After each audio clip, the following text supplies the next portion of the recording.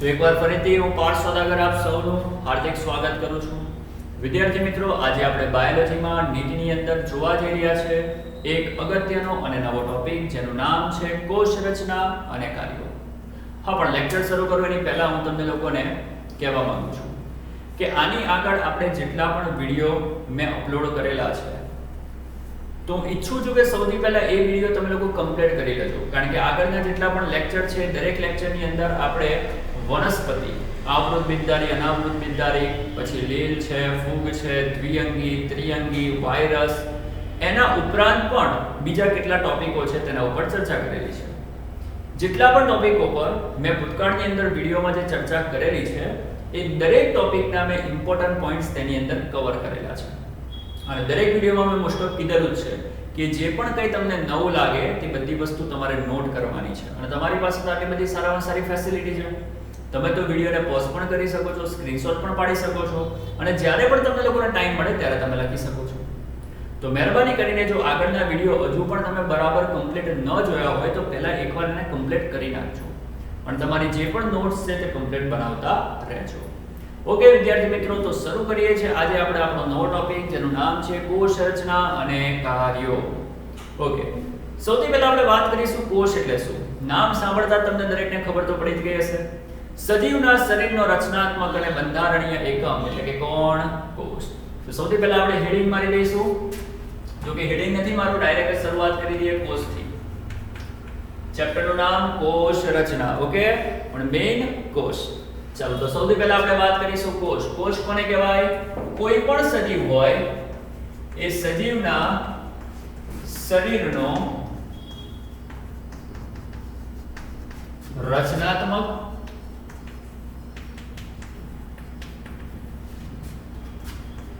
અને ક્રિયાત્મક એકમ. આપણે બધા જાણીએ છીએ કે કોષ એ સજીવના શરીરનો રચનાત્મક અને ક્રિયાત્મક એકમ છે. ઓકે, આપણને દરેકને ખબર છે કે જે કોષ છે એને આધારે સજીવોને બે ભાગમાં વહેંચવામાં આવેલા છે. એમાંનો જે પહેલો ભાગ છે તેને કહેવાય એકકોષી સજીવ.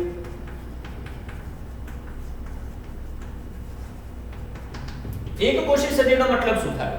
એકકોષી એટલે કે એવા સજીવ કે જેની પાસે ફક્ત એક જ કોષ છે. તો લખી શકીએ ફક્ત એક જ કોષ ધરાવે. ઓકે, એના થોડા એક્ઝામ્પલ લખી નાખીએ. એક્ઝામ્પલ તરીકે તમે લોકો લખી શકો અમીબા, પેરામીશિયમ, પછી કેટલાક બેક્ટેરિયા, પછી યીસ્ટ, પછી ક્લેમિડોમોનાસ. આ બધા એકકોષી સજીવો છે. બીજા જે સજીવો છે તેને આપણે કહીએ છીએ બહુકોષી સજીવ.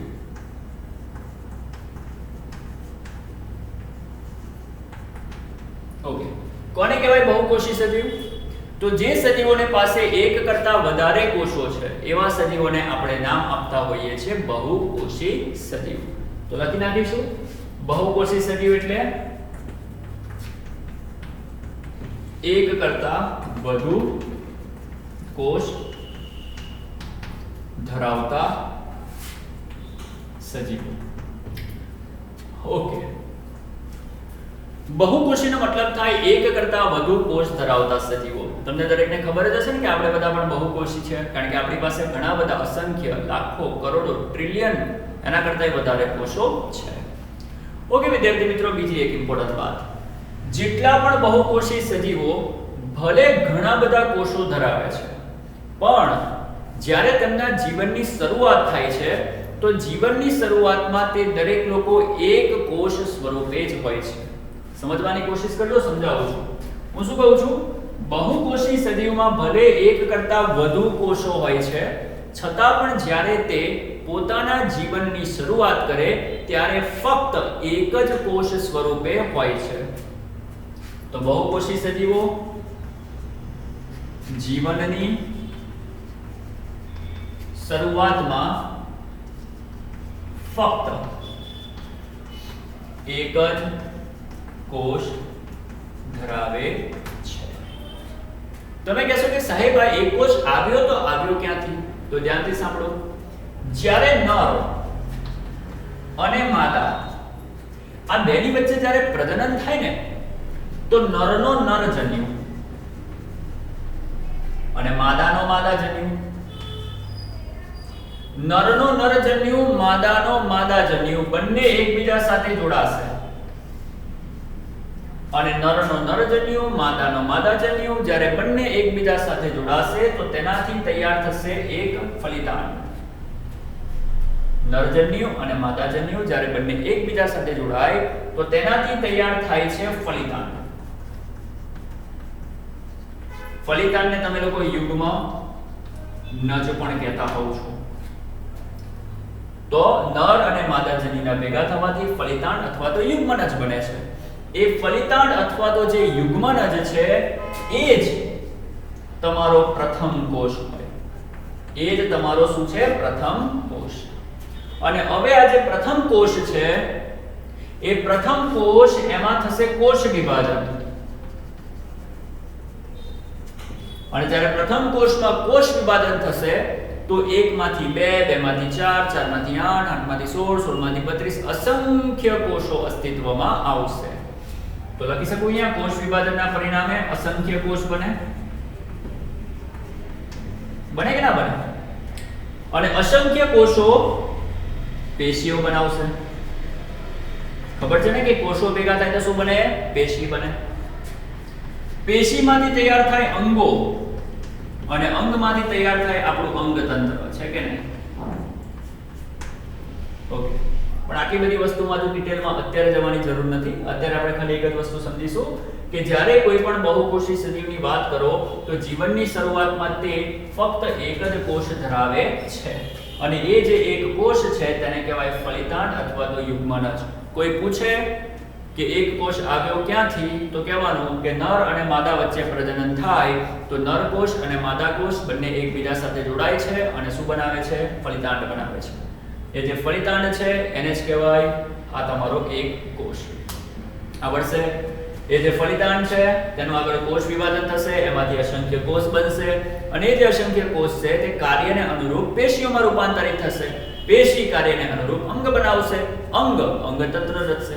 અને તમે જોઈ રહ્યા છો આપણે બધા, છે ને? ઓકે. તો અત્યારે તો મેઈન પોઈન્ટ આ જ હતો. તો આ આપણે એકકોષી અને બહુકોષી સજીવ એના વિશેની થોડી માહિતી મેળવી. ઓકે વિદ્યાર્થી મિત્રો, આને નોટ કરી લો. ઓકે. હવે આપણે વાત કરીશું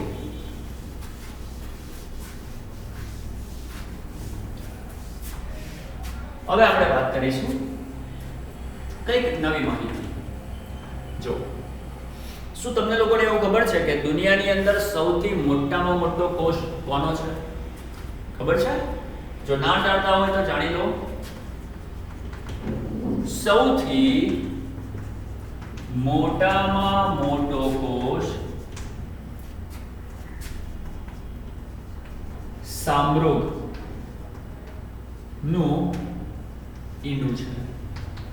સામ્રુગ એટલે કે ઓસ્ટ્રીચ, બરાબર? ઓસ્ટ્રીચ નું ઈંડું એ સૌથી મોટામાં મોટો કોષ છે. તમે કહેશો કે સાહેબ કેટલો મોટો છે? તો એનો વ્યાસ કહી દઉં. એના જે ઈંડું છે એના ઈંડાનો વ્યાસ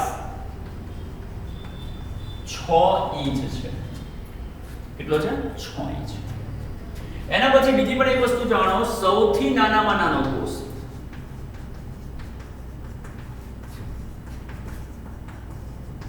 જેને આપણે કહીએ છીએ પીપીઆલો. સૌથી નાનામાં નાનો કોષ પીપીઆલો અને એની જે સાઈઝ છે તે છે 0.1 થી 0.3 માઇક્રોમીટર. આટલી સાઈઝનો કોષ છે પીપીઆલો. એનો ફૂલ ફોર્મ છે pleuro. P for pleuro, P for pneumonia, L for like અને O ફોર ઓર્ગેનિઝમ. નોંધી લેજો તમે લોકો જાતે જ. Pleuro, pneumonia, like organism. Pleuro, pneumonia, like organism. તો પીપીએલઓ એનો full form pleuro, pneumonia, like organism. Okay. એના પછી બીજી પણ એક માહિતી જાણો. દુનિયાનો સૌથી લાંબો કોષ કયો? શું કોઈ મને કહી શકે? કે દુનિયાનો સૌથી લાંબો કોષ કયો હશે? બોલો. નહીં યાદ? શું નામ સાંભળેલું છે ચેતાકોષનું? ભણલા છો ને 10મા ધોરણમાં આવતું હતું ને ચેતાકોષ. તો એ જે ચેતાકોષ છે ને આપણી અંદર માનવનો ચેતાકોષ, એ માનવનો ચેતાકોષ દુનિયાનો સૌથી લાંબામાં લાંબો કોષ છે. તો સૌથી લાંબો કોષ એને કહીશું આપણે માનવનો ચેતાકોષ. ઓકે. એના પછી આપણે વાત કરીએ માનવનો સૌથી નાનામાં નાનો કોષ કયો? તો યાદ રાખજો, આપણો સૌથી નાનામાં નાનો જે કોષ છે એને આપણે નામ આપીએ છીએ રક્તકણ. ખબર છે ને? રક્તકણ, એને આપણે આરબીસી પણ કહીએ છીએ, રેડ બ્લડ સેલ. તો સૌથી નાનામાં નાનો કોષ રક્તકણ છે. એના પછી આપણે વાત કરીએ, કોઈ આપણને એવું પૂછે કે જે કોષ છે, કોષ, એ કોષનો સૌથી મોટામાં મોટો ઘટક કયો અને નાનામાં નાનો ઘટક કયો? તો નોંધી લો, કોષનો મોટામાં મોટો ઘટક એટલે કોષ કેન્દ્ર. હા વિદ્યાર્થીઓ, યાદ રાખજો, કોષનો મોટામાં મોટો ઘટક એટલે કે કોષ કેન્દ્ર. નંબર 2, આપણને કોઈ પૂછે કોષનો નાનામાં નાનો ઘટક, તો યાદ રાખજો, કોષનો નાનામાં નાનો ઘટક એટલે કે સૂક્ષ્મ તંતુઓ. સૂક્ષ્મ તંતુઓ. તો કોષનો મોટામાં મોટો ઘટક કોષ કેન્દ્ર અને કોષનો નાનામાં નાનો ઘટક જેને આપણે કહીશું સૂક્ષ્મ તંતુઓ. ઓકે. તમને લોકોને ખબર હશે કે આપણે જનરલી કોષને બે ભાગમાં ડિવાઈડ કરેલા છે. એક તો આવે છે આપણો વનસ્પતિ કોષ અને એક આવે છે પ્રાણી કોષ. તમે 10મા અને 9મા ધોરણમાં, મારા ખ્યાલથી 9મા ધોરણમાં આવે છે, 9મા ધોરણમાં તમે લોકો ભણ્યા હશો થોડી ઘણી માહિતી વનસ્પતિ કોષ અને પ્રાણી કોષ વિશે. ઓકે ને? તો ધ્યાનથી સાંભળજો. આપણને એવું પૂછવામાં આવે કે વનસ્પતિ કોષ ની મોટામાં મોટી અંગિકા કઈ? તો આન્સર આવશે વનસ્પતિ કોષની મોટામાં મોટી અંગિકા એટલે હરિતકણ. અને આપણને કોઈ પૂછે પ્રાણી કોષની મોટામાં મોટી અંગિકા કઈ? તો પ્રાણી કોષની મોટામાં મોટી અંગિકા એટલે યાદ રાખજો કણાભસૂત્ર. શું યાદ રાખવાનું? કણાભસૂત્ર. ઓકે. તો આ હતી આપણી કોષ વિશે થોડી ઇમ્પોર્ટન્ટ અને થોડી સામાન્ય માહિતી. ફટાફટ એકવાર એને નોંધી લો, પોઝ કરી લો વિડિયોને, સ્ક્રીનશોટ લઈ લો, પછી આગળ વધીએ.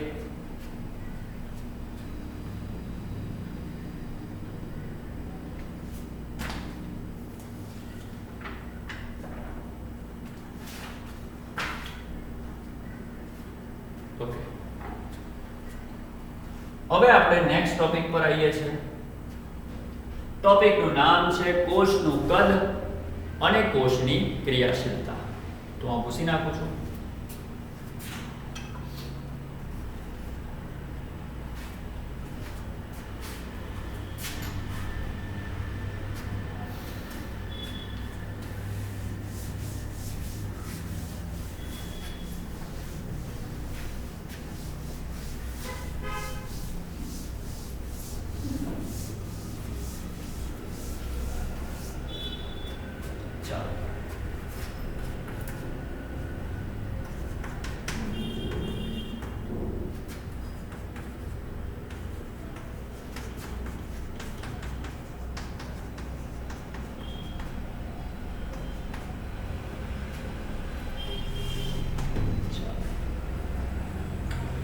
હવે આપણે ચર્ચા કરીશું કોષનું કદ અને તેની ક્રિયાશીલતા સમજવાની કોશિશ કરજો. સૌથી પહેલા અહીં હું લખું છું, પછી તમને સમજાવું છું.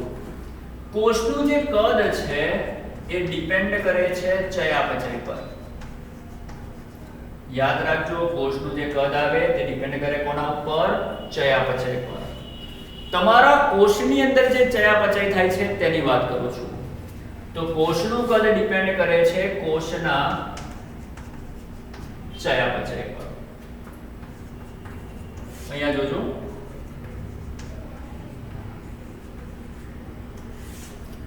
જો તમારા કોષની અંદર થતી ચયાપચયની ક્રિયા વધારે હોય, જો કોષ વડે થતું ચયાપચય વધારે હોય તો તેવા કોષનું કદ નાનું હોય, અને જો ચયાપચયનો દર ઓછો હોય તો તેવા કોષનું કદ કેવું હોય? મોટું. એનો મતલબ કે તમારો કોષ જેટલો નાનો એટલું તેમાં ચયાપચય વધારે, અને જેટલો તમારો કોષ મોટો એટલું તેની અંદર ચયાપચય વધારે હોય છે. એના પછી આપણે વાત કરીશું ક્રિયાશીલતાની. તો કોષની જે ક્રિયાશીલતા છે એ આધાર રાખે છે કોષ કેન્દ્ર પર. તો ક્રિયાશીલતા આધાર રાખે છે કોષ કેન્દ્ર પર. એવું કહેવાય છે કે કોષ કેન્દ્ર અને કોષ રસ એનો ગુણોત્તર, કોષ કેન્દ્ર અને કોષ રસનો ગુણોત્તર જેટલો વધારે હશે એટલી તમારા કોષની ક્રિયાશીલતા વધી જશે. તો કોષ કેન્દ્ર અને કોષ રસનો ગુણોત્તર જેટલો વધારે એટલી કોષની ક્રિયાશીલતા વધે છે. તો યાદ રાખજો, કોષ કેન્દ્ર અને કોષ રસનો ગુણોત્તર જેટલો વધારે હશે એટલો તમારા કોષની ક્રિયાશીલતા વધી જશે. બીજી એક વસ્તુ આપણે લોકો જાણીએ છીએ, આપણે બધા બહુકોષી છે. એક મુદ્દો યાદ રાખજો, એક કોષી સજીવ કરતા જે બહુકોષી સજીવો છે તેના કોષોની ક્રિયાશીલતા વધુ હોય અને ચિરંજીવિતા પણ વધુ હોય. ચલો એક કામ કરો, લખી જાઓ. તો યાદ શું રાખવાનું છે? જે એક કોષી સજીવો હોય એના કરતા બહુકોષી સજીવોના કોષોની ક્રિયાશીલતા કેવી હોય છે? બોલો બધા, વધુ હોય છે. તો વિદ્યાર્થી મિત્રો, આટલા મુદ્દા તમારે યાદ રાખવાના છે, કોષનું કદ અને કોષની ક્રિયાશીલતા. ફરીથી એકવાર જોઈ લો ફટાફટ. કદ ડિપેન્ડ કરે છે ચયાપચય પર.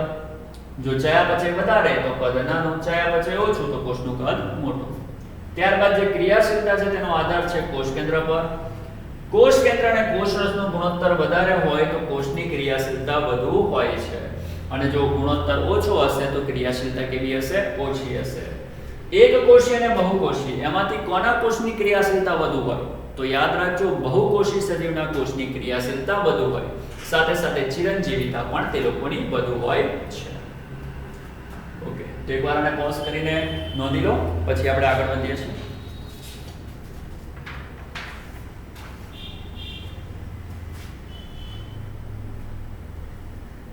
ઓકે, હવે આપણે વાત કરીશું 3 પ્રકારના કોષો.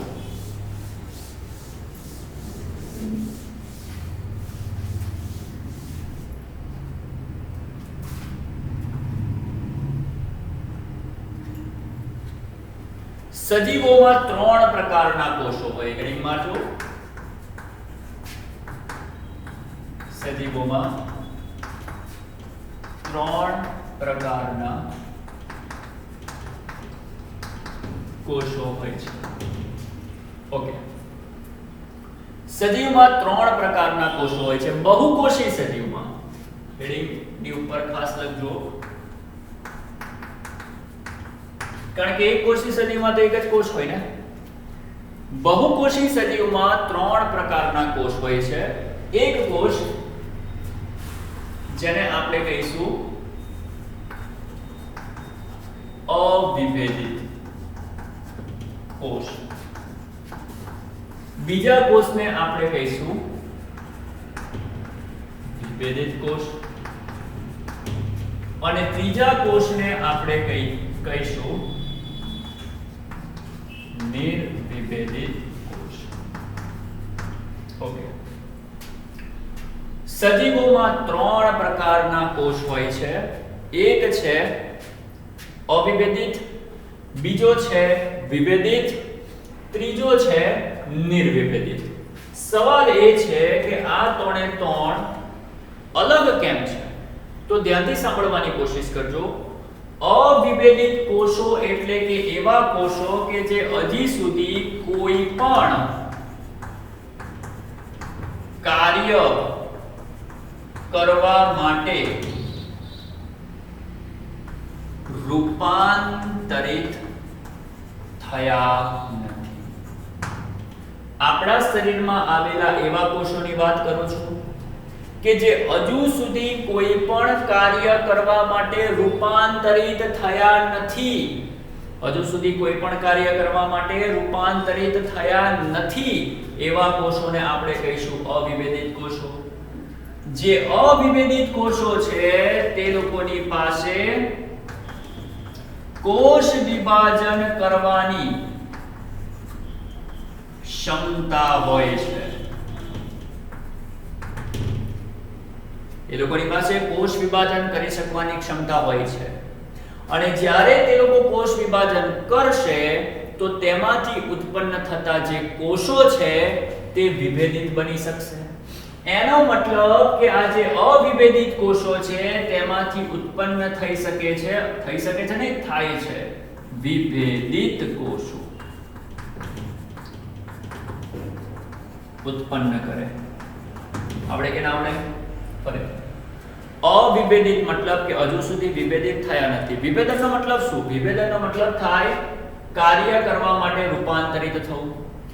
આ કોષો હજુ પણ કાર્ય કરવા માટે રૂપાંતરિત થયા નથી માટે એને કીધા અવિભેદિત કોષો. એ લોકોની લાક્ષણિકતા શું છે? એ લોકોની ખાસિયત શું છે? તો કે ભાઈ આ પ્રકારના જે કોષો છે તે કોષ વિભાજન કરવાની ક્ષમતા ધરાવે છે અને તેના કોષ વિભાજન થવાથી કોષો બનશે.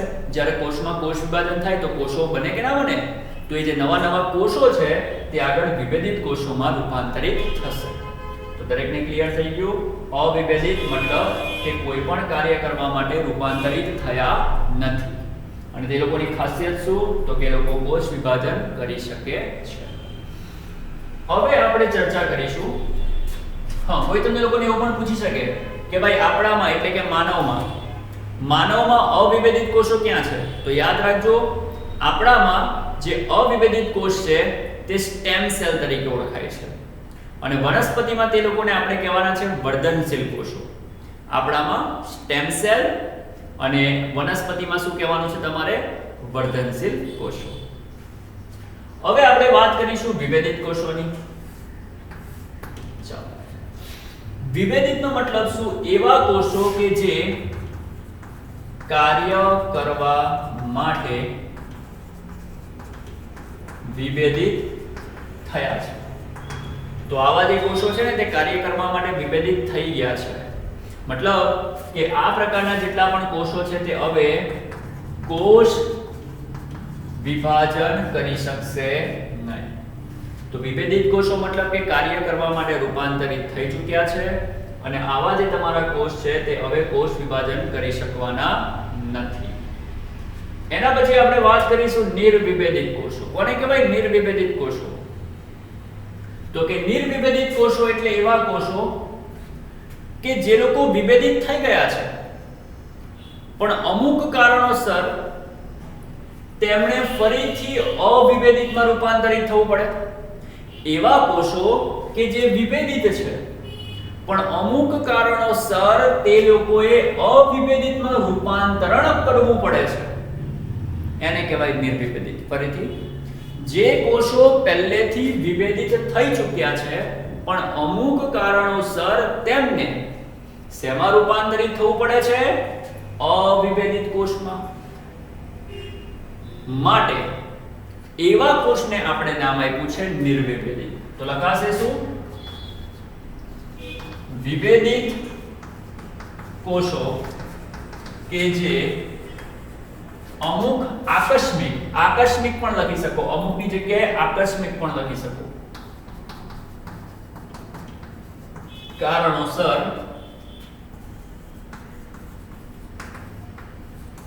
અવિભેદિત કોષોમાં રૂપાંતરિત થાય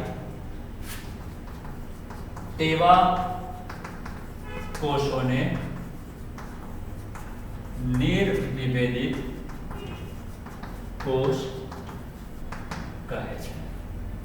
ઓકે, તો એવા કોષો કે જે અમુક કારણોસર જે છે વિભેદિત પણ અમુક કારણોસર કેવા બની જાય? અવિભેદિત. એને આપણે નામ આપીશું નિર્વિભેદિત. એનું એક એક્ઝામ્પલ જોઈ લો તો તમને ક્લિયર થઈ જશે. વિદ્યાર્થી મિત્રો, આ મારો હાથ છે. અત્યારે તમે આ ચામડીને જોઈ રહ્યા છો. તો આ જે ચામડી છે એના જેટલા પણ કોષો તમને દેખાય છે એ દરેક કોષો અત્યારે વિભેદિત કહેવાય. ઓકે ને? મતલબ કે કોઈને કોઈ કારણોસર કોઈકને કોઈ કાર્યમાં અત્યારે રૂપાંતરિત છે. હવે કાલ ઉઠીને મને અહીંયા ઘા પડશે તો એ ઘાને રૂઝાવવો પણ પડે કે ના પડે? એ ઘાને રૂઝાવવા માટે બોલો નવા કોષોને ઉત્પન્ન થવું પડે કે ના થવું પડે? તો એ નવા કોષો કેવી રીતે ઉત્પન્ન થશે? તો ઘાની આજુબાજુના જેટલા પણ વિભેદિત કોષો છે તે ફરી પાછા અવિભેદિત બનશે. અને જો તે અવિભેદિત બનશે તો કોષ વિભાજન કરશે. અને જો એ લોકો કોષ વિભાજન કરશે તો નવા કોષો બનશે કે નહીં બને? તો આ રીતે તે લોકો નવા કોષોને ઉત્પન્ન કરશે અને જે પણ ઘા મને પડેલો છે તે ફરી પાછો રૂઝાઈ જશે. તો વિદ્યાર્થી મિત્રો, આ રીતે આપણે કોષને 3 ભાગમાં તોડેલા છે: અવિભેદિત કોષો, વિભેદિત કોષો અને નિર્વિભેદિત કોષો. તે એકવાર આને નોટ કરી લો.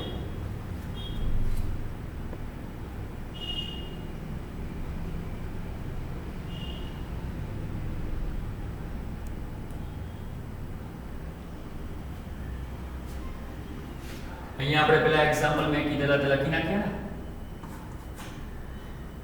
આના એક્ઝામ્પલમાં આપણે શું કીધેલું? માનવની અંદર માનવમાં અવિભેદિત કોષ મેં કયો કીધેલો? યાદ કરો, સ્ટેમ કોષ. સ્ટેમ કોષ અથવા તો સ્ટેમ સેલ પણ કહી શકો, બરાબર ને? Stem cell. અને યાદ કરો, વનસ્પતિમાં મેં શું નામ આપેલું? વર્ધનશીલ કોષો. પછી આમાં મેં તમને એક્ઝામ્પલ આપ્યું ને, નિર્વિભેદિત કોષો ક્યાં કામ લાગે? તો એ લોકોના કાર્ય લખીને આપું છું. નિર્વિભેદિત કોષોનું કાર્ય છે એક તો ઘા રૂઝાવવા. આપણામાં ઘા પડે તો એને રૂઝાવવા માટે ઉપયોગી છે. અને બીજું જો વનસ્પતિ હોય, વનસ્પતિ, તો વનસ્પતિમાં નિર્વિભેદિત કોષો દ્વિતીય વૃદ્ધિ. આપણે યાદ કરો, મેં આગળ જ્યારે વનસ્પતિની ઉપર જ્યારે લેક્ચરો આપ્યા, મતલબ કે આગળના જે લેક્ચરો, એની અંદર આપણે દ્વિતીય વૃદ્ધિની થોડી ઘણી વાત કરેલી, ખબર છે ને? તો વનસ્પતિમાં દ્વિતીય વૃદ્ધિ માટે જવાબદાર. પછી નિર્વિભેદિત કોષોના એક્ઝામ્પલમાં અહીંયા લખી નાખો રક્તકણ. આપણામાં રક્તકણ. અને વનસ્પતિ હોય તો એની અંદર દ્રઢોત્તક પેશી. દ્રઢોત્તક પેશીના કોષો. ઓકે, તો આ થઈ ગયા આપણા સજીવોમાં 3 પ્રકારના કોષો. ચેક કરીએ.